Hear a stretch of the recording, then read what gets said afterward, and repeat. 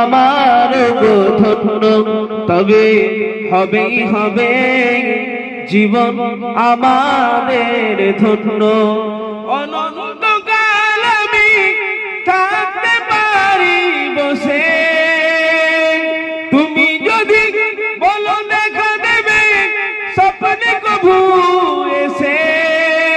হোক না সে মরু অরণ্য, তবে হবেই হবে জীবন আমার গো ধন্য, তবে হবেই হবে জীবন আমার গো ধন্য।